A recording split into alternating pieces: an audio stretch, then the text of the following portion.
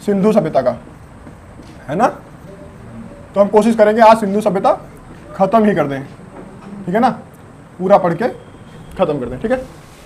तुम लोग इन्वॉल्व रहा करो क्लास में, ऐसा लगे कि तुम लोग बैठे हो, हमको भी थोड़ा मजा आएगा ऐसे पढ़ाने में। तो तुम लोग बोलोगे नहीं तो फिर यही रहेगा कि हम बोल के ख़त्म कर देंगे, हो जाएगी क्लास वही मैट्रिक्स वाली, जैसे टीचर आते थे पढ़ा के चले जाते थे, ख़त्म, नोट कर लिया चले गए, वैसे नहीं होना चाहिए, है ना। तो सिंधु घाटी सभ्यता कहते हैं, ये सिंधु घाटी की सभ्यता जो है, सिंधु नदी के आसपास का जो क्षेत्र है उसको क्या कहते हैं, सिंधु घाटी की सभ्यता, है ना। जो पुराने लोग रहते थे किसी नदी के आसपास में, वो क्या होते थे, कोई भी सभ्यता अगर हम बात करें दुनिया में, कोई भी मेसोपोटामिया की, बेबीलोन की, कोई भी सभ्यता तुम ले लोगे, सुमेरियन कोई भी, है ना, वो सारी की सारी सभ्यता किसी ना किसी नदी के किनारे ही पाई गई है ना। और उसी के आसपास ज़्यादातर में नदी के नाम पर ही उस सभ्यता का नाम रख दिया जाता है। तो ऐसे ही तुम्हारी सिंधु नदी भी एक है जो हिंदुस्तान से होते हुए कहाँ जाती है, पाकिस्तान, पता है ना ये बात। बना लें क्या हिंदुस्तान यहाँ पे, बताओ। हाँ,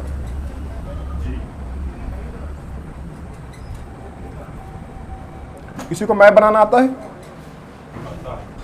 आता है, अच्छी बात है। हमको आता अच्छे से नहीं है, पर हम थोड़ा थोड़ा कोशिश करते हैं कि बना लें, ठीक है। कुछ कुछ बन गया है, ठीक है, लगभग लगभग। तो ऐसा है हमारा कुछ इंडिया, और सिंधु नदी इधर से कहीं निकलती है और ऐसे होते हुए, ऐसे करते हुए यहाँ से बह जाती है, और इधर ही एक पड़ता है खच्चर जैसा देश है, पता है किसी को, पाकिस्तान पड़ता है इधर, है ना। ऐसा ये इधर वाला देश कौन सा है, पाकिस्तान। और सिंधु नदी का ये ऐसा प्रवाह तंत्र है कि ऐसे बह के निकल जाती है। तो इसी के आसपास का जो क्षेत्र होगा वो क्या कहलाएगा, सिंधु घाटी की सभ्यता, है ना, क्योंकि इसी की घाटी में जो बसे होंगे, शहर होंगे, उन्हीं के बारे में हमको पढ़ना है, वही है सिंधु घाटी की सभ्यता, है ना। तो सबसे पहले बात करते हैं कि सिंधु घाटी सभ्यता के बारे में जानकारी हमको किसने दी। तो हमारे ऊपर पहले क्या थे, अंग्रेज शासन कर रहे थे, उसी दौरान इस सभ्यता की जानकारी हमको मिली कि यहाँ पे कुछ ऐसा पहले लोग रह चुके हैं, उनके कुछ हमको घर मिले, उनके कुछ अवशेष मिलने लगे, तो हमको लगा कि यहाँ पे कुछ रहे होंगे लोग, तो उसकी खुदाई करवाते हैं, उनसे निकलवाते हैं, देखते हैं क्या क्या मिलना है। तो हमको किसी ने जानकारी दी, वो कौन हो सकता है, अंग्रेज शासन कर रहे थे तो अंग्रेजों में ऐसा ही कोई होगा, जानकारी इसकी दी हमको, किसी को पता है, कभी पढ़ा नहीं तुम लोगों ने ये, इसकी जानकारी हमको दी चार्ल्स मेसन ने, किसने दी। तो ये तुम्हारा एक क्वेश्चन हो गया कि सिंधु घाटी सभ्यता की जानकारी किसने दी, चार्ल्स मेसन ने, है ना। उस समय अच्छा भारत का वायसराय कौन था पता है, जब ये इन्होंने जानकारी दी, वायसराय उस समय थे लॉर्ड कर्जन। कौन थे, लॉर्ड कर्जन, है ना। कर्जन को कहते हैं विभागों, भारत में जितने भी विभाग हैं विभागों का जनक कहते हैं। क्या कहते हैं, विभागों का जनक। विभागों का जनक इसलिए कहते हैं क्योंकि इसने बहुत सारे विभागों की स्थापना अपने समय काल में की है जब ये वायसराय था, है ना। तो एक क्वेश्चन तुम्हारा ये भी हो गया, है ना, कि विभागों का कार्यकाल किसके कार्यकाल को कहते हैं, कर्जन के कार्यकाल को। इसने एक विभाग बनाया जिसको कहते हैं पुरातत्व विभाग। क्या बनाया, पुरातत्व विभाग, है ना। और भारत में इसका डायरेक्टर जनरल किसको बना दिया, कनिंघम को। किसको बनाया, कनिंघम को बना दिया, है ना। इसके पहले ये 1971 में नियुक्त हुए थे इंग्लैंड में। इंग्लैंड के ही रहने वाले ये भी हैं, कर्जन भी है, मेसन भी है, सब वहीं के रहने वाले हैं। तो ये इंग्लैंड में उससे पहले क्या थे, पुरातत्व विभाग के डायरेक्टर जनरल थे। ये इंडिया आ गए क्योंकि इंडिया में भी आ गया, वो वाला पंखा ऑन कर दो, लाइट आ रही है ना। तो क्या किया, इंडिया में भी इनको क्या बना दिया गया, पुरातत्व विभाग का क्या बनाया गया, पुरातत्व विभाग का इनको डायरेक्टर जनरल बनाया गया, है ना। तो बोला करो तुम लोग, थोड़ा रिस्पॉन्स आना लगे तो अच्छा लगेगा। क्या बनाया गया इनको, डायरेक्टर जनरल बना दिया गया इनको। क्या हो गए, ये डायरेक्टर जनरल हो गए हिंदुस्तान में, किसके, पुरातत्व विभाग के। अब इनका काम क्या हुआ, मेसन ने जो जानकारी दी है कि इधर कुछ ना कुछ है, ऐसा लग रहा है देखने से कि यहाँ पे कुछ लोग रहते थे पहले, है ना। तो इसका काम यही हो गया कि देखो चल के। मेसन ने कहा कि देखो हम जब वहाँ गए थे इस क्षेत्र में, इधर सिंधु घाटी के क्षेत्र में, तो हमको वहाँ पे दिखा कि कोई ऐसी दीवार है जो 1 फीट निकली है, कोई 2 फीट निकली हुई है, और दीवार के ऊपर छत पड़ी हुई है। तो देखने से ऐसा लग रहा है कि कोई घर दबे हुए हैं नीचे, है ना। तो इसको भी ये जानकारी जब दी इन्होंने, तो इसको लगा कि यार देखते हैं, क्योंकि ये पुरातत्व विभाग हमारे अंडर में है, डायरेक्टर जनरल तो हम हैं। तो इसने घोड़ा उठाया और चक्कर लगाना स्टार्ट किया, और इसने पूरे सिंधु घाटी का चक्कर लगा लिया, यहाँ से लेकर के पूरा चक्कर लगा करके वापस आया। और ये इतना खच्चर आदमी कि रुका ही नहीं, पहले लगाते लगाते दौड़ते दौड़ते दौड़ते दौड़ते पूरा चक्कर लगा लिया। सोचो कितना लंबा क्षेत्र रहा होगा, है ना। और जब ये वापस आया तो इसने बताया कि जो भी ये क्षेत्र है पूरा, है ना, ये कितने किलोमीटर का होगा, कितने एरिया में होगा, पता है किसी को, बताओ ऐसे क्या? हाँ, कितना क्षेत्र है ये? 13 लाख वर्ग किलोमीटर का है ना। इतना क्षेत्र इसने घोड़े से चक्कर लगा के पता कर लिया। तो इससे क्या पता चलता है कि आदमी के अंदर डेडिकेशन होना चाहिए कुछ करने का, फिर वो कर जाएगा। उसका वो बंद कर दो वहाँ से, ये दिक्कत कर रहा है तो। ठीक है, तो इन्होंने क्या किया, कनिंघम ने क्या कर दिया, इसने पूरे क्षेत्र का सर्वेक्षण किया, है ना। तो तुमसे अगर पूछा जाए कि इस सिंधु घाटी सभ्यता का सर्वेक्षण किसने किया, बताओ। सर्वेक्षण किसने किया? कनिंघम ने। उस समय तो गाड़ियां तो थी नहीं, घोड़ा था, तो घोड़े पे बैठ के गया होगा खटबिक खटबिक करते हुए। 13 लाख किलोमीटर इसने घोड़े से नाप दिया पूरा। वापस आके बताता है कि भाई साहब वहाँ कितना था, 13, थोड़े बहुत घर नहीं, 13 लाख किलोमीटर वर्ग किलोमीटर में इतना पूरा फैला हुआ है क्या, सिंधु घाटी की सभ्यता, है ना। अब ये आ करके वापस बता दिया। बताया किसको होगा? कर्जन को बताया होगा, क्योंकि यही है क्या, तुम्हारे यहाँ का वायसराय, है ना। और डायरेक्टर जनरल तो खुद ही है, इसने बता दिया, है ना। तो एक इसके बाद में जो आए, कनिंघम के बाद में जो डायरेक्टर जनरल बने, उनका नाम जानते हो कोई लोग? इनका नाम था जॉन मार्शल। क्या नाम था? John Marshall. अब ये जब आए तो इन्होंने इस पूरी सभ्यता का क्या किया, नामकरण कर दिया। पता कि सर्वेक्षण किसने किया था? कनिंघम ने। जानकारी किसने दी थी? मेसन ने। और इसका नामकरण किसने किया? नामकरण कर दिया जॉन मार्शल ने। क्या नाम दिया? सिंधु घाटी की सभ्यता। तो इतना समझ में आया? यही सारी चीजें, कुछ ज्यादा स्पेशल इसमें है नहीं, ठीक है। यही सारी चीजें तुमको समझनी थी। अब जब इसने सारे क्षेत्र की जानकारी की तो कनिंघम ने बता रखा था कि कहाँ कहाँ तक ये फैला हुआ है। तो इसने बताया कि उत्तर में कहाँ तक फैला है। उत्तर दक्षिण जानते हो, पूरा पश्चिम उत्तर दक्षिण मैप में, अगर मैंने मैप बनाया है तो इसमें उत्तर दक्षिण और पूरा पश्चिम पता है किसी को? कहाँ कहाँ पे, किधर पूरब होगा किधर पश्चिम, बताओ। बांग्लादेश किधर साइड में है? पूरब में है, पश्चिम में है, उत्तर में, दक्षिण में, कहाँ पे है? पूरब में है। पाकिस्तान? अच्छा, जम्मू कश्मीर हमारा किस साइड में होगा भारत के? और हमारा तमिलनाडु, केरल या श्रीलंका कह दें तो, हाँ, तो दक्षिण में। मतलब ये वाला हिस्सा क्या है? पूर्व है। इधर वाला क्या है? पश्चिम है ना। और ये क्या है? उत्तर है। और नीचे वाला क्या है? ये दक्षिण है ना। इधर हो जाए तो ये सारा है। उसने कहा कि ये जो सिंधु घाटी की सभ्यता है, कनिंघम ने बताया, ये जो सिंधु घाटी की सभ्यता है उत्तर में कहाँ तक फैली हुई है? मांडा तक फैली हुई है। कहाँ तक? मांडा तक। मांडा जानते हो? मांडा एक जगह थी। ये जगह कहाँ पे पड़ रही है? जम्मू कश्मीर में, है ना। तो मांडा जगह कहाँ पे है? जम्मू एंड कश्मीर में। इसने कहा कि ये जो जगह है ये कहाँ पड़ रही है? जम्मू कश्मीर में पड़ रही है। कहा कि उत्तर में ये मांडा तक है और दक्षिण में कहाँ तक है? बताओ, तुम लोग पढ़ चुके हो। महाराष्ट्र में जगह का नाम बताओ। ये देखो हो गया। यहाँ पे महाराष्ट्र जिसमें मुंबई है, जानते हो, पुणे मुंबई, उसी में क्या है? दैमाबाद। क्या है? दैमाबाद, है ना। दक्षिण में कहाँ तक है ये? दैमाबाद तक फैला है। मतलब यहाँ से लेकर के, उत्तर से लेकर के दक्षिण तक, उत्तर में मांडा से दक्षिण में दैमाबाद तक फैला है। अच्छा, कहा पश्चिम में कितना फैला होगा? पश्चिम में यहाँ तक बताया इसने, यहाँ पे पाकिस्तान में एक जगह है सुतका गेंडोर। क्या नाम है? अब नाम अजीब है, इसके चक्कर में ना पढ़ना, पर याद कर लेना कि क्या जगह का नाम है, सुतका गेंडोर। ये कहा कि पश्चिम में सुतका गेंडोर तक फैला हुआ है, ठीक है ना। अब पूरब की बात करें, पूरब में भी फैला होगा। तो जब पूछा इनसे गया कि भाई साहब पूरब में कितना फैला है, तो तुम लोग आइडिया बताओ कहाँ तक फैला होगा। हम तुमको थोड़ा आइडिया देते हैं। यहाँ पे पड़ेगा पश्चिम बंगाल, यहाँ पे बिहार और ये उत्तर प्रदेश। बताओ, पश्चिम बंगाल तक रहेगा, बिहार तक रहेगा, उत्तर प्रदेश तक रहेगा, कहाँ तक रहेगा पूरब में? तो कई तो लगाना है, लगाओ। बंगाल तक, और किसी का? उत्तर प्रदेश तक और पश्चिम बंगाल। ये यहाँ तक पहुँचा ही नहीं था। उसने कहा कि ये इसके बाहर ही है। कहा ये उत्तर प्रदेश तक है ही नहीं, मतलब ये पूरब में इसका विस्तार नहीं हुआ है। सिंधु घाटी का विस्तार पूरब में नहीं हुआ है। ये यहाँ पे पड़ती है दिल्ली। दिल्ली में जगह है आलमगीरपुर। क्या है? आलमगीरपुर। इसने कहा कि ये दिल्ली तक ही फैला है, इसके आगे सिंधु घाटी की सभ्यता नहीं है, ठीक है ना। तो इतना था। अगर इसका स्ट्रक्चर तुमसे पूछा जाए कि सिंधु घाटी का सभ्यता का स्ट्रक्चर कैसा है, तो त्रिभुजाकार हो जाएगा, ट्रायंगुलर हो जाएगा, नहीं हो जाएगा? देखो, हो जाएगा नहीं हो जाएगा? ट्रायंगुलर हो गया। तो तुमसे अगर पूछा जाएगा कि इसका आकार कैसा है, तो तुम क्या बताओगे? त्रिभुजाकार है, ठीक है ना। अच्छा, आप पुराने वाले बच्चे बताओ कि मांडा किस नदी के किनारे है, सुतका गेंडोर किस नदी के किनारे है, आलमगीरपुर और दैमाबाद, ये सब बताओ किस नदी के किनारे है। मांडा दास वहाँ कहाँ पहुँच जाएगी। हाँ, मांडा किस नदी के किनारे है, ये चिनाब नदी के किनारे है। चिनाब पता है सबको। देखो ये सिंधु निकल गई, इसके इधर से ये निकलती है झेलम, और इसके बाद में क्या निकलती है, चिनाब, है ना। तो ये किस नदी के किनारे है, ये तुमको यहाँ बना दिए तो तुम यहाँ बना लेना इसको, ठीक है।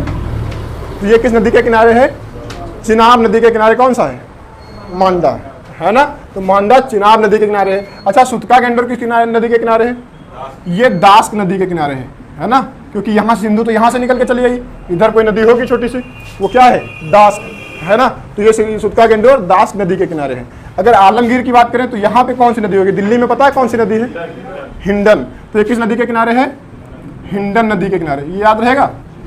और अच्छा, ये कौन सी नदी के किनारे, प्रवरा। अच्छा, गोदावरी नाम सुना है, दक्षिण भारत की में बहती है नदी, वही गोदावरी को क्या कहते हैं, प्रवरा कहते हैं। क्या कहते हैं, प्रवरा या गोदावरी, है ना। तो ये कहाँ है, दैमाबाद जो है गोदावरी नदी के किनारे या प्रवरा नदी के किनारे है। तो ये चारों क्षेत्र तुमको पता हो गए। तो ये तो हो गया कि सिंधु घाटी का विस्तार कहाँ तक था, कहाँ तक सिंधु घाटी फैली थी। और हमको इसमें पढ़ना क्या क्या है, सारे ये थोड़ी ना हमको पढ़ना है मांडा चिनाब ये सब, क्योंकि हमारा तो सिलेबस उतना ज़्यादा वाइड है नहीं। फाउंडेशन वाले में हम पूरा डिटेल में पढ़ाते हैं, बहुत सारे हमने क्षेत्र पढ़ा के। तुमको हम 3 क्षेत्र पढ़ाएंगे जो इंपॉर्टेंट है।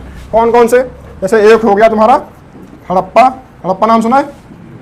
दूसरा कौन सा पढ़ाएंगे, मोहनजोदड़ो, है ना। कौन सा, किसी ने मूवी देखी है मोहनजोदड़ो, देखा है ना, वही वाला पढ़ाएंगे। और अच्छा, एक और होगा कौन सा, चन्हूदड़ो, है ना, चन्हूदड़ो तुमको पढ़ाएंगे। ये 3 तुमको हम जगह आज ही पढ़ा के खत्म कर देंगे अगर तुम लोग रुकोगे तो, है ना। तो 3 क्षेत्र हैं, हड़प्पा पढ़ा देंगे, मोहनजोदड़ो और चन्हूदड़ो, इन्हें तुमको हम आज पढ़ा देंगे। मतलब सिंधु घाटी यहाँ से खत्म है। और भाई लोथल, कालीबंगा, सुरकोटदा, बहुत सारे हैं, पर तुमको हम इंपॉर्टेंट जो है वो पढ़ाएंगे, ठीक है। तो 3 ये इंपॉर्टेंट है जो ज़्यादा फेमस है, इनको पढ़ाते हैं। और ऐसे पढ़ाएंगे कि तुमको यही याद हो जाए, घर पे याद ना करना पड़े, कुछ जुगाड़ लगाएंगे। फिलहाल तो इतना छाप लो। देखो अब हम लोग एक एक करके सारे शहर देख लेते हैं। सारे क्या, जो हमने 3 फेमस बताए हैं उनके बारे में। पहला हमने कौन सा बताया था, हड़प्पा, है ना। हड़प्पा की खोज कब हुई थी, कोई लोग बताओगे। यहाँ पे सिंधु नदी हम फिर से बना देते हैं, इधर से निकली और इधर से इधर ऐसे होते हुए ऐसे निकल गई। ये है सिंधु नदी, निकल गई पाकिस्तान से बाहर। इधर कौन सी खाड़ी पड़ेगी पता है किसी को, इधर अरब की खाड़ी पड़ेगी। देखो हमारा मैथ की क्लास चलती है फाउंडेशन वाले में, उनको पूरा दुनिया पता रहती है कि क्या है दुनिया में कहाँ। तुम लोगों को ये नहीं पता कि अरब की खाड़ी कहाँ है, यहाँ पे क्या है। ये कौन सी खाड़ी है, ये अरब की खाड़ी है। इधर कौन सी खाड़ी होगी, बंगाल की खाड़ी। तो ये आकर के सिंधु नदी कहाँ पे गिर जाती है, अरब की खाड़ी में। तो ये भी क्वेश्चन तुम्हारे पास हो सकते हैं, छोटे छोटे क्वेश्चन है ये। तो ये आकर के सिंधु नदी कहाँ गिरेगी, अरब की खाड़ी में, ठीक है ना। अब बात करते हैं हड़प्पा। ये हड़प्पा शहर कहाँ पे है, तो हड़प्पा शहर है रावी नदी के किनारे, है ना। यहाँ पे है हड़प्पा। तो देखो ये तो हो गई सिंधु नदी, है ना। इसके बाद में एक निकलती है, इसको कहते हैं झेलम, है ना। फिर उसके बाद में चिनाब, उसके बाद में फिर एक आती है जो रावी नदी है। और वो सभी नदियाँ आकर के कहाँ मिलती हैं, ये सभी आकर के सिंधु में मिल जाते हैं। तो रावी नदी भी एक ऐसी नदी है जो मिल जाती है सिंधु नदी में। और हड़प्पा शहर इसी नदी के किनारे है। पहले बात करते हैं ये इसकी खोज हुई कब और किसने की। तो हड़प्पा की खोज कब हुई थी, 1921 ईस्वी में, है ना। कब हुई थी, 1921 में इसकी खोज हुई थी। किसने की थी, हड़प्पा की खोज किसने की थी, दयाराम साहनी। ये क्वेश्चन है, बस यही क्वेश्चन है ना। बहुत ज्यादा कोई कठिन क्वेश्चन तुमसे नहीं पूछे जाने। हड़प्पा की खोज किसने की थी, दयाराम साहनी ने। कब की थी, 1921 में। बस सिंपल क्वेश्चन है। किस नदी के किनारे, नदी का नाम बताओ। तो नदी है रावी नदी, है ना। आवाजें नहीं आनी चाहिए बाहर से। किस नदी के किनारे है, रावी नदी के किनारे। कौन सा शहर, हड़प्पा, है ना। हड़प्पा पूरी सिंधु घाटी सभ्यता का एक शहर मात्र है ना। कभी कभी इसी शहर के नाम से इस पूरी सभ्यता को जानते हैं। कभी कभी तुमने सुना होगा, बचपन पर पढ़ा होगा जब हाई स्कूल में, तो कहते हैं हड़प्पा सभ्यता। वो हड़प्पा की सभ्यता नहीं है, सिंधु घाटी की सभ्यता है। सिंधु घाटी की सभ्यता में ही एक शहर है हड़प्पा। इसको हड़प्पा की सभ्यता इसलिए कहते हैं क्योंकि सबसे पहले इसी शहर की खोज की गई थी। सिंधु घाटी सभ्यता में जितने भी शहर पाए गए हैं उनमें से सबसे पहले किस शहर की खोज की गई थी, हड़प्पा की, है ना। तो हड़प्पा एकमात्र क्या है, शहर है सिंधु घाटी सभ्यता का। अब बात करते हैं कि ये जितने भी चीजें यहाँ पे पाई गई हैं वो सब निम्न वर्ग के लोगों से संबंधित हैं, है ना। ऐसे कह सकते हो कि मध्यम वर्ग, निम्न वर्ग ना कहो तो मध्यम वर्ग कह सकते हो, है ना। तो मध्यम वर्ग के लोगों से संबंधित, जिसमें कामगार आते हैं, मजदूर आते हैं, ये सब क्या है, मध्यम वर्ग में आते हैं। तो ये सारा मध्यम वर्ग के संबंधित लोगों से संबंधित शहर ये हड़प्पा है ना। हड़प्पा पूरा कैसा है, मध्यम वर्ग के लोगों से संबंधित। अब इसको देखो, इसको कैसे याद करेंगे, तो यहाँ पे जो भी चीजें मिली हैं वो मध्यम वर्ग के लोगों से संबंधित हैं। जैसे एक मिला है कुम्हार की चाक, सबसे पहले क्या मिला है, कुम्हार की चाक, है ना, कुम्हार की चाक। अच्छा, कुम्हार की चाक क्या होता है पता है किसी को? कुम्हार जिसपे वो पहिया जैसा होता है, उसमें मिट्टी रख के घुमाता है उसको, उसी को पहिया को क्या कहते हैं, कुम्हार की चाक। तो तुमसे पूछा जाएगा कि कुम्हार की चाक कहाँ से मिली है, तो हड़प्पा से मिली है ना।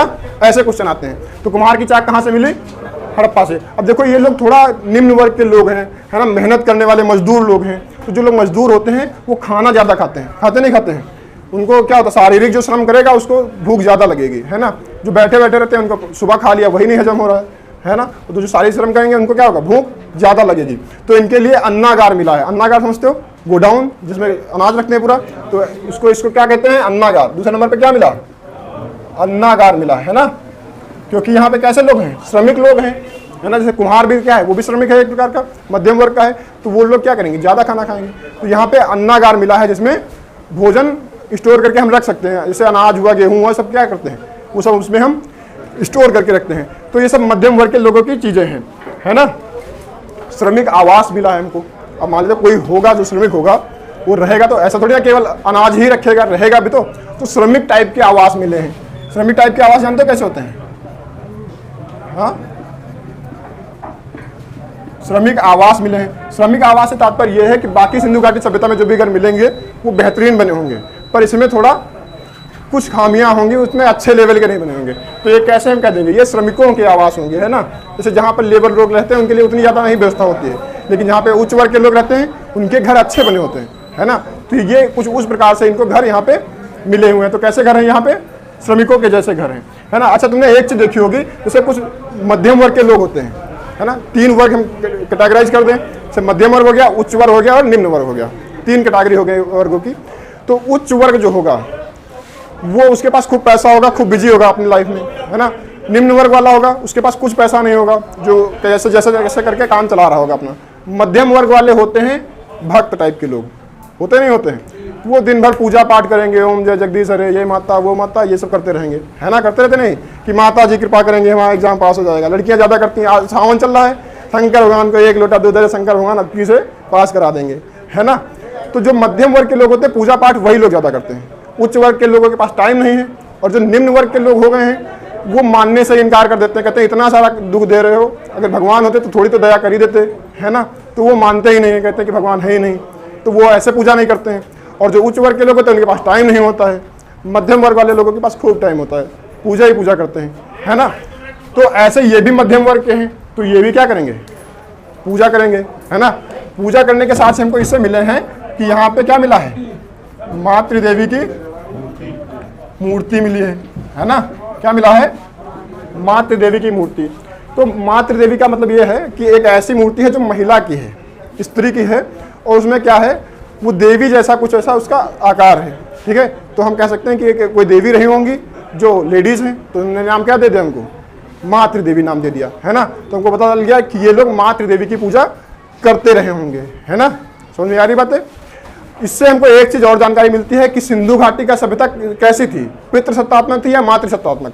माता को ज़्यादा वैल्यू देते थे या पिता को ज़्यादा वैल्यू देते थे, माता को ज़्यादा वैल्यू देते थे। तो ये सभ्यता कैसी हो गई, पूरी सिंधु घाटी सभ्यता कैसी है, मातृसत्तात्मक है। इसके बाद में आएगी वैदिक सभ्यता। वैदिक सभ्यता पितृसत्तात्मक है ना। उसमें देवता ज़्यादा हैं, देवियों की कमी है उसमें, है ना। इसमें देवी की बात हो रही है, तो ये कैसा है, मातृसत्तात्मक है, और वो वैदिक वाला पितृसत्तात्मक है ना। दोनों में अंतर है। तो ये इसमें क्या मिला, मातृ देवी मिल गई, और इसमें खूब पूजा की उन लोगों ने कि चलो मातृ देवी को मना लेते हैं, है ना, खुश हो जाएंगे, हमारे पेट में सिलेक्शन हो जाएगा, अच्छे स्कोर कर जाएंगे, है ना। खूब किया पूजा, लास्ट में क्या हुआ, नहीं हुआ सिलेक्शन, अच्छा स्कोर नहीं कर पाए, है ना। क्योंकि केवल पूजा करने से थोड़ी ना होता है ना। गीता में कहा गया कि तुम जो कर्म करोगे उसी के आधार पर फल मिलेंगे। अब तुम सोच रहे हो कर्म हम करें कि हम पूजा करें, तो पूजा करने के बाद में तुमको क्या मिलेगा, आशीर्वाद मिलेगा, बस। सिलेक्शन तुम्हारा कब होगा कि पूजा के साथ साथ तुमको मेहनत भी करनी पड़ेगी, पढ़ना भी पड़ेगा, है ना। तो इन लोगों ने क्या किया, केवल और केवल क्या किया, पूजा की, ओम जय जगदीश हरे किया केवल। तो इनका सिलेक्शन होगा नहीं। तो ये जब इनका सिलेक्शन नहीं हुआ तो ये लोग गुस्सा हो गए, है ना।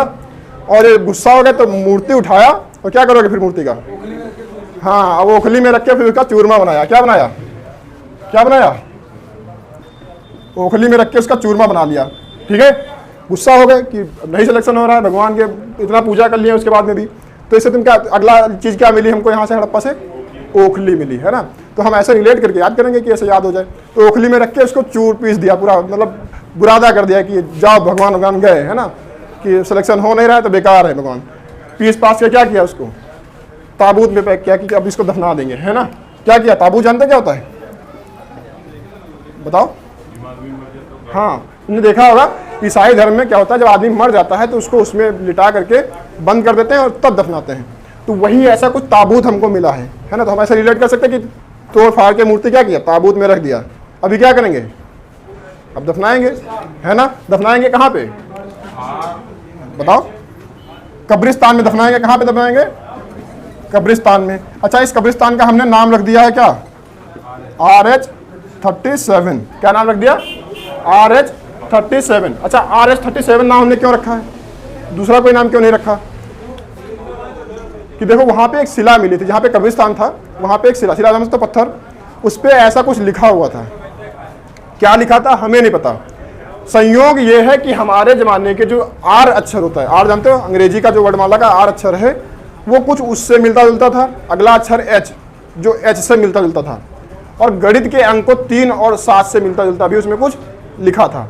तो हमने मान लिया कि ये हमारे समय के क्या है, RH है और 37 है। तो हमने इसको नाम, इस कब्रिस्तान का पूरा नाम क्या दे दिया, RH-37। हो सकता है कि उस समय इसका कुछ दूसरा मतलब होता हो, है ना। जो हम लोग समझते हैं ये क्या है, रेखाएं ही तो हैं, अपने हिसाब से डिजाइन के लिए उसको एक नाम दे दिया कि इसका नाम ये, इसका नाम वो, है ना। मंदारिन पढ़ोगे, मंदारिन में तो चिली लोहा बनाया जाता है पूरा, चाइनीज भाषा, उसमें तो सब लाइनें ऐसे होती हैं, तो उनका भी कुछ अर्थ होता है। उनके लिए हमारी वाली भाषा ये सब बेकार है ना। तो ये सब क्या है, भाषा क्या है, एक हमने संकेत बना दिए, संकेत है ना, ये संकेत बना दिए, उसको हमने कुछ अपना अर्थ दे दिया, वो सब भाषा हो गई हमारी, हमने वर्णमाला बना लिया उसके चलते। तो उनकी भी कुछ वर्णमाला रही होगी, हमारे वाले संयोग ये है, हमारी वाली वर्णमाला से ये मिलता जुलता है।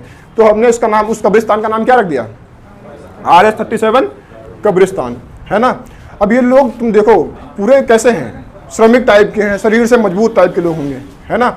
अब जब ये सत्तारी बैठे होंगे तो क्या करेंगे, कुछ फाइट करेंगे, है ना। अब मजबूत लोग हैं तो छोटे मोटे लोगों से फाइट करेंगे, बड़े बड़े से फाइट करेंगे, है ना। तो बड़े बड़े से फाइट करने के लिए जानवरों से फाइट करेंगे अगर, तो सबसे बड़ा जानवर क्या हो जाएगा, हाथी। और हाथी से जब फाइट करेंगे तो हाथी जीतेगा या इंसान, हाँ बताओ। हाथी का कंकाल मिला है, मतलब ये साबित होता है कि इस समय के लोग हाथी को मार जाते होंगे, है ना। तो हाथी के कंकाल अगर तुमसे पूछा जाए कि हाथी के कंकाल कहाँ से मिले हैं, तो हड़प्पा से मिले हैं। ये सारी चीजें समझ में आ रही। अच्छा, एक सींग वाला गेंडा मिला है। एक सींग वाला गेंडा जानते हो, उनको यहाँ पे बता देते हैं। एक सींग क्या मिला है, एक श्रृंगी कोई एक जानवर मिला है जिसको हमने नाम दे दिया एक सींग का गेंडा। फिलहाल ये आज के समय में पाए जाने वाले जानवरों से मैच नहीं करता है।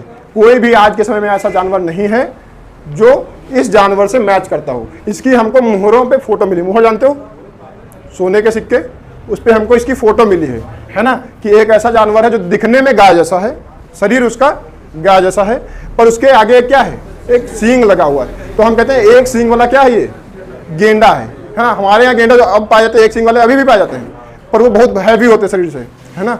उनके जैसा नहीं है, शरीर इसका कैसा है, गाय जैसा है, और पर इसके एक सींग है। अगर किसी ने मोहनजोदड़ो मूवी देखी होगी तो उसमें एक सफेद सफेद दिखाते हैं, है ना। जिन्होंने नहीं देखी वो देख लेना, है ना। उसको अगर देख लोगे तो समझ में आ जाएगा कि ये क्या है ना।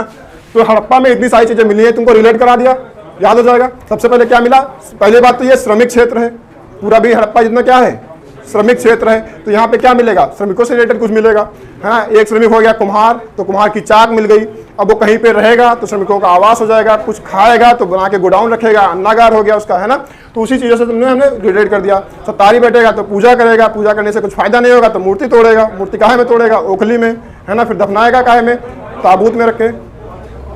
हाँ, हाथी की खोपड़ी लोथल से मिली थी, हाथी के दांत की बात करें, हाँ हाँ वही तो बताया ना, हाथी का कंकाल, अरे ठीक है, वही बात है। हाथी का कंकाल मतलब क्या? हाथी के ही अवशेष मिले होंगे। हाथी के दांत की बात की जाए तो वो लोथल से मिले हैं, है ना। तो साथ साथ ये भी इधर उधर से अगर कोई बताते हैं तो वो भी ध्यान रखना कि क्या हम बोल रहे हैं। तो हाथी के दांत की बात करें तो दांत कहाँ से मिले हैं? लोथल से। लोथल कहाँ पड़ता है पता है किसी को? यहाँ पड़ता है, ये गुजरात में, है ना। तो गुजरात में क्या पड़ता है? लोथल तुम्हारा, वहाँ से हाथी के दांत मिले। लेकिन हाथी का कंकाल की अगर बात की जाए तो हाथी का कंकाल कहाँ से मिला है? हड़प्पा से मिला है ना। तो ऐसे करके रिलेट करके याद हो जाएगा। लगभग हमारी उम्मीद है कि 40% तो याद ही हो गया होगा। याद हो गया? इतना तो हो गया होगा। जल्दी जल्दी छाप लो, फिर अगला देखते हैं। देखो अगला हमारा हो जाएगा कौन सा? मोहनजोदड़ो। अगला कौन सा है? मोहनजोदड़ो, है ना। किसी ने नाम सुना है? सुना है? बताओ। हाँ, मोहनजोदड़ो का मतलब क्या होता है? मोहनजोदड़ो का वास्तविक अर्थ होता है, अगर हम अर्थ निकालें तो इसका अर्थ होता है मृतकों का टीला, है ना। यानी मरे हुए लोगों का शव इतना ज़्यादा एक के ऊपर रख दिया जाए कि एक टीला बन जाए, है ना। उसी को क्या कहते हैं? मोहनजोदड़ो, ठीक है ना। तो इसका अर्थ क्या है? मृतकों का टीला। अच्छा, इस जगह की खोज कब हुई थी? खुदाई कब हुई थी? खोज की बात क्या, खुदाई कब हुई थी, है ना। तो कब हुई थी? 1922 में। खुदाई कराई किसने थी? राखल दास बनर्जी, है ना। किसने कराई थी? अच्छा, हड़प्पा की खुदाई किसने कराई थी? दयाराम साहनी ने। और मोहनजोदड़ो की राखल दास बनर्जी ने कराई। कब कराई? 1922 में। हड़प्पा वाली की 1921 में हुई थी, इसकी 1922 में, एक साल बाद उसके, है ना। ये कहाँ पड़ता है पता है? ये यहाँ पे पड़ता है पाकिस्तान में। एक जिला है, ये तो सब पाकिस्तान का एरिया है ना। तो पाकिस्तान में जगह है, जिला है कौन सा? बताओ। लड़काना जिला। कौन सा जिला? लड़काना जिला में ये पड़ता है, ठीक है ना। पाकिस्तान के लड़काना जिला में क्या पड़ता है? मोहनजोदड़ो, ठीक है ना। तो इतनी डिटेल हो गई, खुदाई कराई दयाराम साहनी ने, ठीक है। अब इसकी बात करें तो ये उच्च वर्ग के लोगों का शहर था, है ना। ये अब तक का सिंधु घाटी सभ्यता में पाए गए, ये बंद करा इसको, ये अब तक का सिंधु घाटी सभ्यता में पाए गए क्षेत्रों में से क्या है? सबसे बड़ा शहर है ना। सबसे बड़ा शहर की बात करें तो क्या है? ये शहर की बात कर रहे हैं हम, क्या है? सबसे बड़ा शहर है ना। सबसे बड़े शहर में बात करें तो कौन सा होगा? मोहनजोदड़ो। और सबसे विकसित भी यही है। इसमें ऐसे बना रखा था कि जो उच्च वर्ग के लोग हैं उनके घर कैसे होंगे? ऊंचाई पे होंगे, और जो निम्न वर्ग के लोग हैं उनके नीचे होंगे। ऐसे बनाने से क्या फायदा होता है पता है? कि जब भी बाढ़ आएगी तो कौन से पीड़ित होंगे? निम्न वर्ग के लोग ही पीड़ित होंगे। शोषण समझ लो तुम पहले से ही होते आ रहा है, सिंधु घाटी सभ्यता से ही निम्न वर्ग के लोगों का शोषण होते आ रहा है ना। तो जब भी कोई दिक्कत आएगी, आपदा आएगी, तो वही सबसे पहले पीड़ित होंगे। तो ऐसे बना के रखा गया था। जो लोग उच्च वर्ग के थे वो पहले से ही अपने आप को ऊंचा कर रखे थे कि बाढ़ आएगी तो हमें तो कोई टेंशन है नहीं, है ना। ऐसे इसमें बचा रखा था। मतलब शहर एक बहुत ही व्यवस्थित तरीके से बचा रखा था। ज़्यादातर ये कैसा था? उच्च वर्ग के लोगों का शहर था। यहाँ पे उच्च वर्ग के लोग, या कह सकते हैं संभ्रांत लोग ज़्यादा रहते थे, ठीक है ना। तो इसमें सबसे पहले मिला है पुरोहित आवास। पुरोहित जानते हो क्या होता है? पुरोहित जानते हो? पुरोहित होते हैं पंडित जी, है ना। और आज के समय में भी पंडितों का कहा गया है उच्च वर्ग के हैं, ऐसा बांटा गया है सवर्ण और सब ऐसे करके। तो उनको उसमें कैटेगरी में रखा गया है, कहते हैं पंडित जी उच्च वर्ग के हैं, है ना। तो पंडित जी ने भी यहाँ पे अपना बना रखा होगा घर, तो ऊंचे पे बनाया होगा, ऊंचाई पे इनका घर रहेगा। अब पंडित जी क्या करेंगे? पंडित जी मान लेते हैं सुबह सुबह उठेंगे, सबसे पहला काम पंडित जी का क्या रहता है? बताओ क्या रहता है पंडित जी का काम? सबसे पहला काम पूजा का, मतलब सो के उठेंगे डायरेक्ट पूजा कर लेंगे? नहाएंगे धोएंगे नहीं, है ना। सबसे पहले क्या जरूरी होता है? हाँ, पंडित जी हो, हाँ। तो क्या करते हो? सबसे पहले नहाएगा तो ऐसे, तो ऐसा थोड़ी ना होता कि डायरेक्ट पूजा ही करने लगोगे। सबसे पहले क्या करोगे? नहाओगे धोगे, है ना। नहाने धोने के लिए क्या जरूरी होता है?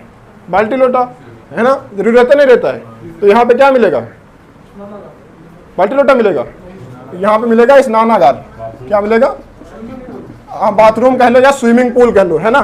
क्योंकि पंडित जी हैं, इनके पास पैसा खूब होगा, है ना। लूट रखा है पूरे समाज को, तो इनके पास अच्छा खासा पैसा होगा। अब ये क्या बाल्टी लोटा थोड़ी ना नहाएंगे? स्विमिंग पूल में आराम से डुबकी लगा के नहाएंगे, है ना। बड़ा सा इन्होंने स्विमिंग पूल बना के रखा है। अब नहा चुके हैं, अब इसके बाद में पंडित जी क्या करेंगे? अब उसके बाद कपड़े पहनेंगे ना। ऐसा थोड़ी ना कि डायरेक्ट निकल के घूमने लगेंगे ऐसे, है ना। कपड़े भी होंगे, वो भी बढ़िया क्वालिटी के होने चाहिए। सूती वस्त्र पहनेंगे। कैसे पहनेंगे? सूती वस्त्र पहनेंगे। कैसे पहनेंगे? सूती वस्त्र पहनेंगे। इधर उधर के कोई उल्टा सीधे कपड़े नहीं पहनेंगे, है ना। सूती वस्त्र कहाँ से बने होते हैं? कपास से। तो सूती वस्त्र कहाँ से मिले हमको? मोहनजोदड़ो से मिल गए। अब पंडित जी ने ये पूजा करने का पूरा प्लान बना लिया, नहा लिए हैं, कपड़ा पहन लिया है। अब नहीं, पेट पूजा बाद में करेंगे, पहले पूजा तो हो जाए। तो अब क्या करेंगे, आप अपना लोटा उठाएंगे, है ना। शंकर जी की पूजा करने जाने लोटा जरूरी है, सबसे इंपॉर्टेंट चीज़ वही है, होता है नहीं होता है, जल चढ़ाने के लिए जरूरी है। तो लोटा उठाएंगे, क्या करेंगे, पानी निकालेंगे। पानी निकालने के लिए क्या जरूरी होना चाहिए, नल होना चाहिए, इससे पानी निकालो। तो नल होगा क्या, मोहनजोदड़ो के समय में नल होता होगा, कुआं होगा। तो कुआं के साथ से कहाँ से हमको मिले हैं बताओ, मोहनजोदड़ो से हमको क्या मिलेंगे, कुआं के साथ से मिलेंगे। अब पंडित जी यहाँ से भर लिए जल, चल दिए हैं। अच्छा पंडित जी हैं तो ऐसा तो है नहीं कहीं भी गंदी नाली वाली सड़क है, टूटी फूटी सड़क, उससे निकलेंगे। सड़क उनके लिए अच्छी होनी चाहिए, क्या है, पुरोहित है, साफ सुथरा होनी चाहिए, चौड़ी सड़क होनी चाहिए, बाकी लोगों की जैसे नहीं। क्या जीटी रोड पे जाएंगे वो, है ना। तो यहाँ पे जो सड़कें होंगी वो कैसी होंगी, चौड़ी होंगी। कैसी होंगी, चौड़ी सड़कें होंगी, है ना, क्योंकि पंडित जी यहाँ से निकलेंगे। चौड़ी सड़कें होंगी और एकदम सीधी होंगी, स्ट्रेट, है ना। यहाँ की सड़कें कैसी हैं, चौड़ी हैं, आराम से पंडित जी फैल के जाएंगे ओम नमः शिवाय ओम नमः शिवाय करते हुए, है ना, चौड़ में जाएंगे एकदम से। अब जा रहे हैं, लोटा लेके जा रहे हैं, कहाँ जा रहे हैं, पूजा करने, कहाँ, मंदिर, है ना। और मंदिर किसका होगा, शिव जी का मंदिर होगा। ओम नमः शिवाय करते जा रहे हैं तो ऑब्वियस सी बात है शंकर जी का मंदिर होगा, है ना। तो क्या हो गए, शंकर जी को कहते हैं पशुपति, है ना, पशुपति भी कहते हैं। तो हम यहाँ पे पशुपति शिव लिख दें, है ना, पशुपति शिव, है ना। तो पशुपति शिव की मूर्ति मिली है, क्या मिला है, मूर्ति मिली है, मतलब इनकी पूजा करने जा रहे होंगे ओम नमः शिवाय करते करते, है ना। पशुपति शिव की मूर्ति मिल गई हमको यहाँ पे। अब क्या हुआ, अब यहाँ पे ये पूजा करने चल दिए पशुपति शिव। इसलिए हमने कहा कि एक ऐसी मूर्ति है जिसके आसपास जानवर बने हुए हैं, है ना। एक ऐसा इंसान योग मुद्रा में बैठा हुआ है, उसके आसपास बहुत सारे जानवर हैं। और हमको पता है आज के समय में जानवरों वाला डिपार्टमेंट किसके पास है, शिव जी के पास है ना। जानवरों वाला डिपार्टमेंट किसके पास है, शिव जी के पास है। तो हमने अंदाजा लगा लिया ये कौन से हैं, पशुपति शिव होंगे, है ना। ये हमने आइडिया लगा लिया। पर एक चीज कंफ्यूजन की है कि ऐसे हमने देखा तो शंकर जी का केवल एक ही सिर दिखता है ना। बाकी इसमें 3 सिर दिख रहे हैं। 3 सिर हमारे आज के समय में किस देवता के होते हैं, ब्रह्मा जी के, है ना। तो 4 हैं, तो क्या अशोक स्तंभ हो गया कि एक दिखता नहीं है, हाँ ठीक है। तो ऐसे मतलब इसमें 3 सिर हैं, है ना।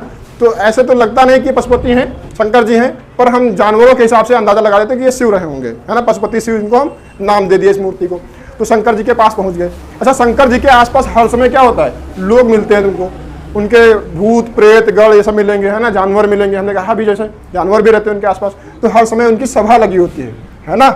तो यहाँ पे भी क्या मिलेगा, यहाँ पे सभागार मिलेगा। सभागार समझते हो, जहाँ पे बैठ के सभी लोग सभा करते हैं, बैठ के सभी लोग चर्चा करते हैं। तो सभागार कहाँ से मिला हमको, मोहनजोदड़ो से मिल गया, है ना। तो यहाँ पे सभागार हो गया। अच्छा एक बात बताओ, सभा हो रही हो कहीं पे भी और वहाँ पे नृत्य ना हो तो मजा आएगा, डांस होना चाहिए, है ना। डांस की व्यवस्था होनी चाहिए, नहीं होनी चाहिए बताओ। तो डांस की व्यवस्था होगी कि नहीं होगी। तो नृत्य करती हुई यहाँ पे एक महिला की मूर्ति है ना, क्या है, हाँ नर्तकी कह लो, है ना। नृत्य करती हुई महिला की मूर्ति मिली है ना। और ये मूर्ति किस धातु की बनी हुई है, ये मूर्ति कांसे की बनी हुई है। किसकी बनी है, कांसा। कांसा समझते हो, ब्रॉन्ज, है ना, वही कांसा। अच्छा तुमको हम बता दें, सबसे पहले खोजी गई धातु कौन सी है, बताओ, तेज बोलो।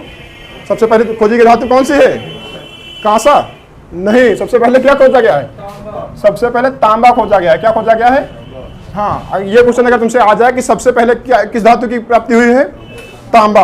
दूसरे नंबर पे क्या मिला है, तब कांसा मिला है ना। ये पूरा पाषाण काल में हमको मिल गया था। पूरा पाषाण काल में भी जब तुम 9 पाषाण काल के बाद में पढ़ोगे तो लास्ट में तुमको मिलेगा, 9 पाषाण काल के अंतिम तक आते आते ये मिल गया था तांबा।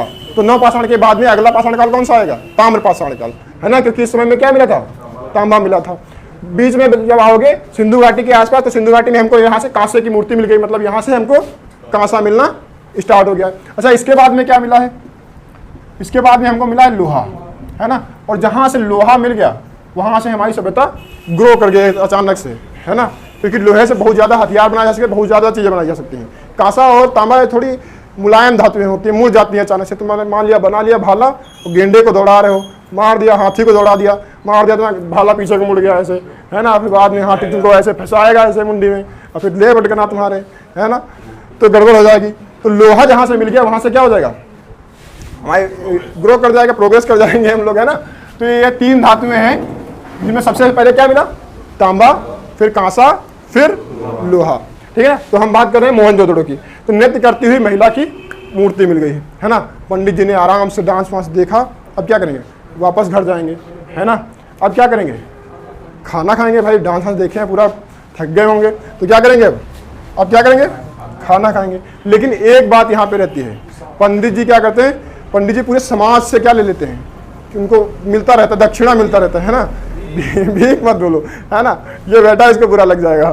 तो क्या कहते हैं, पंडित जी क्या है, पूरे समाज से दक्षिणा लेते हैं, उनके यहाँ पूजा कराई, उनके यहाँ पूजा कराई। हम लोग भी दे देते हैं कि पंडित जी हैं, चलो दान पुण्य कर देते हैं। तो ऐसे पूरे समाज से उनके पास बहुत ज़्यादा अनाज आ जाता है, आता नहीं आता है। अब समाज से, इतने पूरे समाज से अनाज आ रहा है, एक आदमी अपने घर में केवल उगा रहा है, पंडित जी उगा भी रहे हैं और समाज से भी आ रहा है, पंडित जी के पास ज़्यादा अनाज हो जाएगा, है ना। तो इनके पास भी अन्नागार तो होना चाहिए, नहीं होना चाहिए, गोडाउन तो होना चाहिए जहाँ पे अनाज रखेंगे। और इनका अन्नागार जो होगा वो विशाल होगा, बड़ा होगा, उनसे श्रमिकों से, हड़प्पा वाले से कैसा होगा, बड़ा होगा। तो इनका अन्नागार कैसा हो जाएगा, विशाल अन्नागार हो जाएगा, है ना। तो इनका अन्नागार कैसा हो गया, विशाल। अगर तुमसे पूछा जाए कि अन्नागार कहाँ से प्राप्त हुआ है, तो तुम हड़प्पा लगाना। अगर विशाल अन्नागार पूछा जाए तो मोहनजोदड़ो लगाना। तो ये सारी चीज़ें तुम रिलेट कर पाओगे कैसे।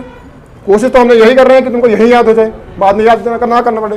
लेकिन फिलहाल अगर थोड़ी बहुत मेहनत तुम भी करोगे तो अच्छा रहेगा, है ना। तो इसको छापोगे, छाप लो फटाफट। देखो अगला शहर कौन सा हो जाता है, चनहूदड़ो। तीसरा वाला हमने कौन सा बताया था, चनहूदड़ो। अच्छा, ये मेरा फेवरेट वाला है, बताओ क्यों। औरतों वाला है, औरतों वाला है, मतलब खच्चर एकदम। चनहूदड़ो, है ना। चनहूदड़ो की कब खुदाई कब हुई थी, बताओगे तो लोग। इसकी खुदाई हुई नहीं थी, बिना खुदाई के मालूम है। इसकी खुदाई 1930 में हुई थी, है ना। किसने कराई थी बताओ, गोपाल मजूमदार ने। किसने कराई थी, गोपाल मजूमदार ने, है ना। इसकी खुदाई किसने कराई थी। अच्छा, ये मिलता कहाँ पे है, पाकिस्तान में ये भी है, हम इसे इधर बता देते तुमको, यहाँ पे है ये, ठीक है ना। ये कहाँ पे है, नीचे साइड में। पाकिस्तान में ये भी पड़ रहा है, इधर वाला क्षेत्र किसका है, पाकिस्तान का है। पाकिस्तान में ये भी है चनहूदड़ो। तो ये कहाँ पे मिलेगा, पाकिस्तान में एक जगह है नवाब शाह, है ना। नवाब शाह, नवाब शाह एक जिला है, वहां से ये वाला क्षेत्र मिला है। कौन सा, हाँ हाँ, लरकाना जिला। हड़प्पा के लिए बताया नहीं, हड़प्पा मिला था माउंट गोमरी जिला में, है ना। मोहनजोदड़ो मिला है तुम्हारा लरकाना जिला में। हड़प्पा वाले में तुम लोग लिख लेना माउंट गोमरी, है ना, ठीक है। इसकी ये कहाँ पे मिला है, नवाबशाह जिला में, ठीक है। अब बात करते हैं कौन सी नदी के किनारे, तो सिंधु नदी साफ साफ दिख रही है। कौन सी नदी के किनारे, सिंधु नदी के किनारे। अच्छा, ये वाला इंपॉर्टेंट इसलिए हो जाता है क्योंकि ये महिलाओं से रिलेटेड है। किससे रिलेटेड है, कन्याओं से रिलेटेड है ना। इसमें सारी चीज़ें किससे मिलेंगी, महिलाओं की चीज़ें मिलेंगी, है ना। ये कैसा है, महिलाओं से रिलेटेड है ना। जो भी तुमको यहाँ पे मिलेगा वो सब कन्याओं वाली चीज़ें मिलेंगी। कन्याओं वाली चीज़ें क्या होते हैं, मान लेते हैं कोई कन्या है, जैसे तुम लोग हो, सो के उठो, सुबह सुबह सबसे तुम्हारे सबसे जरूरी सबसे क्या होता है, हाँ इनके लिए सबसे ज़्यादा जरूरी होता है इनका मेकअप। क्या होता है, सबसे पहले ये तब तक निकलेंगे नहीं जब तक मेकअप नहीं करेंगे, रूम से बाहर नहीं आएंगे। क्या करेंगे सबसे पहले, हाँ अभी आएगा वो। सबसे पहले जरूरी इनके लिए क्या होता है, मेकअप। और मेकअप करने के लिए इनके पास शीशा होना अत्यंत आवश्यक होता है। बिना शीशा के हो सकता है क्या ऐसा, बताओ, नहीं हो सकता। तो इनके लिए शीशा अत्यंत महत्वपूर्ण यंत्र है जो इनके जीवन में होना आवश्यक है ना। तो इनमें क्या मिलेगा, यहाँ से क्या मिलेगा, सबसे पहले तो शीशा मिलेगा, है ना। क्या मिलेगा, शीशा। कन्याएं ध्यान देना ये बात को, है ना। तो शीशा मिल गया, मान लेते हैं आप शीशा मिल गया, ये क्या करेंगे, ऐसे ले लिया। अब क्या करेंगे, सबसे पहले क्या करेंगे, हैं सबसे पहले क्या मिलेगा इनको, शीशा मिल गया, ऐसे देख रही हैं। अब क्या करेंगे, सबसे पहले लेंगी काजल, पहले ऐसे लगाएंगे, है ना। काजल लगाना जरूरी है क्योंकि बिना काजल के फिर बनता है कुछ नहीं, काजल होना जरूरी है। तो क्या होगा, सबसे पहले मिलेगा यहाँ पे काजल। हम काजल पोत पुता के निकल लें, कोयला वोला लगा के मुंह में, है ना, लगन ली। अब अच्छा, अब क्या चाहिए होता है, दूसरा सबसे इम्पोर्टेंट इनके जीवन में जो जरूरी चीज़ है, वस्तु है, वो क्या है, बताओ महिलाओं, लड़कियों, हाँ बताओ क्या होता है, बताओ, शर्माओ मत। देखो सबसे जरूरी होता है इनके यहाँ लिपस्टिक। ऐसे रगड़ेंगी, ऐसे एक हमने देखा है, किसी ने फोकस किया, एक ओंठ पे लगाएंगी और फिर दूसरे में ऐसे करके दूसरे में वो हो जाता है। कॉपी पेस्ट वाला सिस्टम होता है, एक में लगाएंगे दूसरे में कॉपी पेस्ट हो जाता है ना।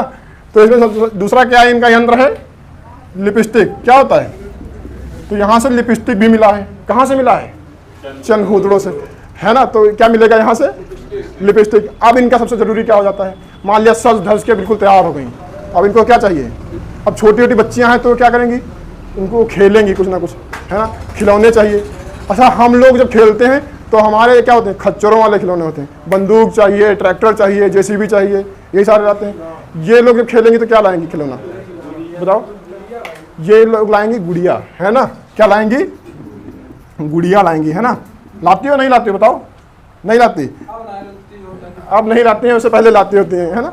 गुड़िया लाती हैं, उनके लिए सबसे इनका फेवरेट खिलौना क्या होता है, गुड़िया होता है। गुड़िया ले आई। अच्छा ठीक है, अब मान लेते हैं ये गुड़िया उड़िया खेल के थोड़ा बड़ी हो गई। अब ये बड़ी हो गई, इनके पास कोई काम नहीं है, दिन भर घर में बैठी हैं, कोई काम नहीं, पढ़ती लिखती तो वैसे भी नहीं है, पढ़ती लिखती हो थोड़ा थोड़ा पढ़ लेती हैं, है ना। बाकी ये क्या करती हैं, घर में बैठी रहती हैं। अब जो सत्तारी आदमी बैठा होगा वो सत्तारी वाले काम करेगा, है ना, तो ये भी करेंगी। अब इन्होंने बनाए घड़े, हमने भी घड़े बनाए, ऐसा नहीं है कि हमने बनाया नहीं। हमने अभी पीछे देखा था श्रमिक वाले में, हड़प्पा वाले में, उसमें मिला था हमको, क्या मिला था, कुम्हार का चाक। अब चाक में क्या बनाता होगा, घड़े बर्तन, ये मिट्टी के बर्तन बनाता होगा। तो बनाए हमने भी हैं घड़े, ऐसा नहीं है कि ये नहीं कह सकते कि तुमने बनाया नहीं, बनाए हैं, पर हमने बना के फटाफट खत्म किया, एक बनाया खत्म किया, एक बनाया खत्म किया। अब ये लोग बनाएंगे, ये सत्तारी लोग हैं, है ना। तो घड़े को कहते हैं क्या, बताओ, मनका कहते हैं। क्या कहते हैं, मनका। इन्होंने भी मन के बनाए, लेकिन ये सत्तारी लोग हैं, क्या करेंगे, उसमें डिजाइन बनाएंगे आराम से बैठे बैठे, ये डिजाइन हो जाए, ये हो जाए, इधर से बना दें, ये बना दें, है ना। होता नहीं होता है। सत्तारी लोग क्या करते हैं, यही लोग बनाते हैं। तो इन्होंने इसको मनके को क्या कर दिया, अलंकृत कर दिया। अलंकृत मतलब समझते हो, अलंकृत कर दिया। अलंकृत मतलब होता है उसमें डिजाइन बना दिया बढ़िया सा। हम लोगों के पास इतना टाइम नहीं होता है, होता है बना के ख़त्म करो, हटाओ इसको। अब ये लोग उसी में जुटी रहेंगे, ये डिजाइन बन जाए, इससे अच्छा लगने लगे, है ना। रहता नहीं रहता इन लोगों का ऐसा। तो इन्होंने क्या बना दिया, इन्होंने बनाया मनका बना दिया। अच्छा, ईंटें, अगर हम लोगों को ईंटें बनाने पे, क्योंकि घर तो सबको जरूरी होता है, तो अगर हम लोग ईंटें बनाएंगे तो कैसे बनाएंगे, फटाफट बना के खत्म कर देंगे। बने ईंटें हम लोग कैसे बनाएंगे, हम लोग बनाएंगे ईंटें तो वो बना के खत्म करेंगे, जल्दी से बन जाए, बस बिल्डिंग बनानी है। ये लोग ऐसे नहीं बनाते, ये लोग क्या करेंगे, फिर वही डिजाइन, है ना। डिजाइन होनी चाहिए, बैठे बैठे क्या बनाएंगे, उसमें भी डिजाइन। तो ईंटें भी कैसी होंगी, यहाँ की अलंकृत होंगी, क्योंकि ये पूरा शहर किसका है, महिलाओं का शहर है। तो यहाँ भी जितनी भी चीज़ें मिलेंगी तुमको क्या मिलेंगी, अलंकृत मिलेंगी। मान लिया इनमें से कुछ ईंटें बनाने लगी, कुछ घड़ा बनाने लगी। सबसे फेवरेट काम इनका होता है, दोपहर में तुम देखोगे इनका टैलेंट निकलता है। तो सारे काम वाम करके खाना ना बना के निद्रा पे जाते हैं, तब इनका असली टैलेंट निकलता है, क्या, प्रपंच करने का, है ना। ये इनके खून में होता है, इनका जन्म सिद्ध अधिकार होता है कि ये प्रपंच करेंगे, है ना।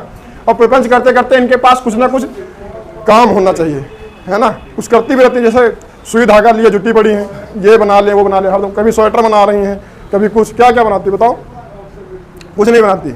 डाउट हो रहा है हमें, ये झूठ बोल रही हैं सभी, क्या होगा बताओ।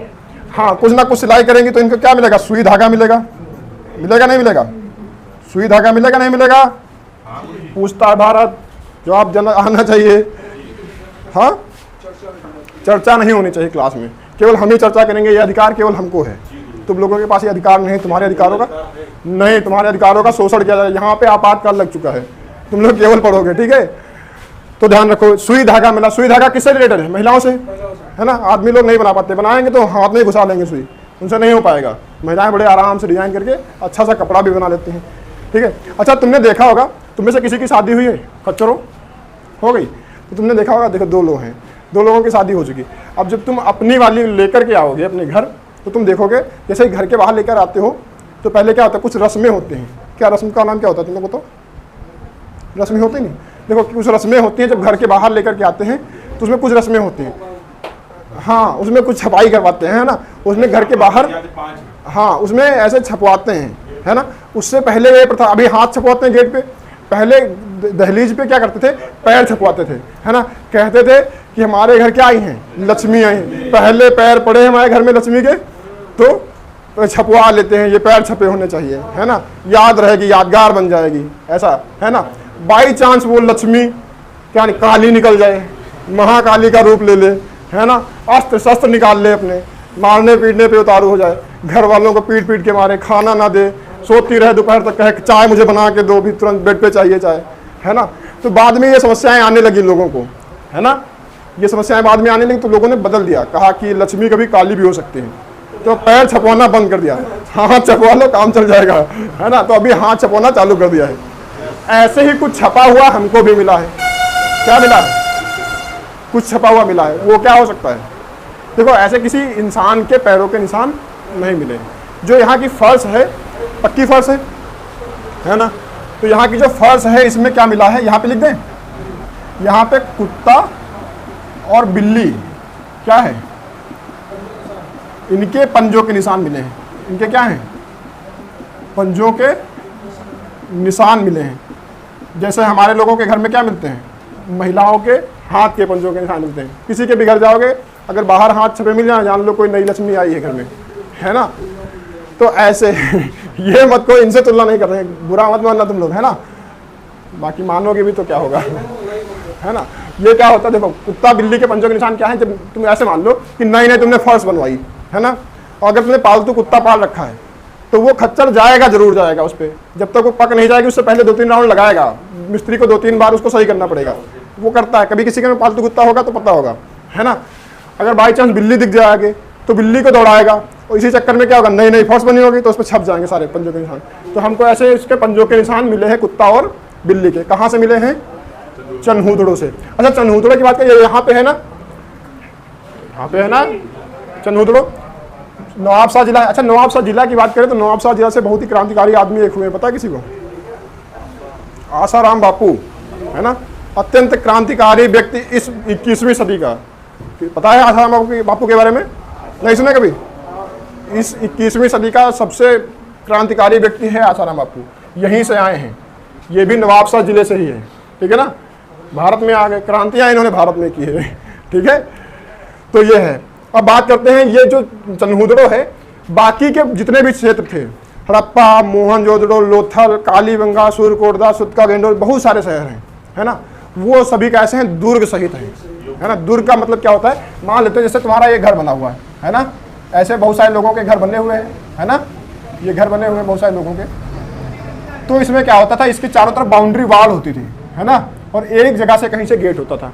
इससे क्या होता था, बाहरी आक्रांताओं से, आक्रमणकर्ताओं से सुरक्षा मिलती थी, है ना। बाहर से लोग नहीं आ सकते, गेट से ही आएंगे और गेट पे हम सैनिक खड़ा कर देंगे, तो ऐसे बच सकते हैं।